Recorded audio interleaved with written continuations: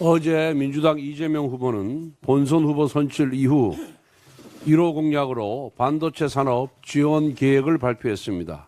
그런데 이 후보는 반도체 특별법 필요성을 언급하며 정부와 국민의힘의 목리로 국회를 통과하지 못했다는 거짓말을 늘어놓았습니다. 최종 후보 선출 이후 첫 행보부터 허위 사실을 유포하는 것을 보니 역시 하나도 바뀐 것이 없구나 싶습니다. 국민의힘은 반도체 특별법 통과를 누구보다 강력히 주장해 왔습니다. 특히 단순한 지원을 넘어 글로벌 경쟁에 나선 국내 기업들이 불공평한 규제의 굴레를 벗어던질 수 있도록 제도 개선이 반드시 병행되어야 한다고 누누이 강조해 왔습니다. 지금 전 세계 반도체 기업들이 어떻게 경쟁하고 있습니까? 대만의 TSMC 연구 인력은 주 70시간 이상 근무하고 미국의 엔비디아 역시 고강도 근무로 유명합니다. 추격해오는 중국 기업들은 3교대 24시간 연구 체제까지 불사한다고 합니다. 그런데 우리 대한민국 기업들만 민주당이 만든 획일적인 주 52시간 규제에 묶여 뛰지 못하고 있습니다. 그렇다면 고임금 근로자에 대한 근로시간 유연화 제도가 과연 세계에서 찾기 힘든 사례일까요? 결코 그렇지 않습니다. 미국은 이미 1938년부터, 영국은 1998년부터 고임금 전문직의 근로시간 유연화 제도를 시행해 왔습니다. 일본 또한 2019년부터 고도 프로페셔널 제도를 도입하여 국제 표준에 발맞추고 있습니다.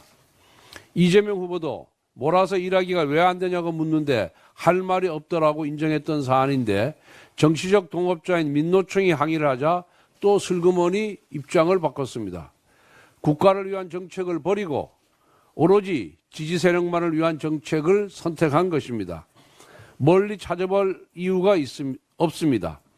지금 이재명 후보 캠프와 민주당 당직자들은 주 52시간을 준수하고 있습니까? 그렇지 않을 것입니다. 고객 맞춤형 반도체 개발 역시 꼭 필요한 시기에 꼭 필요한 인력을 더 많은 시간에 투입해야 합니다. 이재명 민주당 세력이 자신들도 지키지 못하는 법을 국민과 기업에 강요하는 것이야말로 위선이며 폭력입니다. 이재명 후보에게 공개적으로 제안합니다. 대선을 앞두고 이재명 후보는 갑자기 국가의 부는 기업이 창출한다면서 친기업, 친시장을 외치고 있습니다. 그 말에 조금이라도 진실이 담겨 있다면 득표를 노린 가짜가 아니라면 진짜 반도체 특별법을 이번 추경과 함께 통과시킵시다. 반도체 산업의 고임금, 연구 인력에 한해서 주 52시간 근로시간 예외를 명시한 특별법을 통과시킵시다. 경쟁국보다 더 많은 지원을 해주지 못할 망정 최소한 발목만큼은 잡지 말아야 합니다. 이재명 후보의 답을 기다리겠습니다.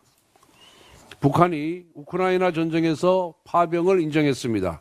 아울러 파병이 러시아와 전략적 동반자 관계에 관한 조약에 따른 것이라고 밝혔습니다. 이제 북한은 평화를 위협할 수 있는 국가를 넘어 전쟁을 수행하는 국가가 되었습니다. 이처럼 엄중한 국제 정세도 아랑곳하지 않고 편향된 이념으로 사실을 왜곡하는 정치 세력도 있습니다. 작년 10월 친명계 최대 조직인 더민주 전국혁신회의는 북한이 우크라이나에 파병했다는 근거가 빈약하다며 파병이 아니라 북러 합동 군사훈련이라고 했습니다. 노골적으로 현실을 부정하며 북한을 두둔한 것입니다. 한편 이재명 후보는 국정원의 인력 파견에 대해 대한민국에서 사라진 고문기술 전수라도 하겠다는 것이냐며 조롱을 퍼부었습니다. 심지어 북한이 파병하는 것을 귀하로 혹시 한반도의 정책을 획책하려는 것이 아니냐며 음모론까지 살포했습니다. 지금 이재명 후보는 북한에 800만 달러를 불법 송금했다는 범죄 의혹을 받고 있습니다.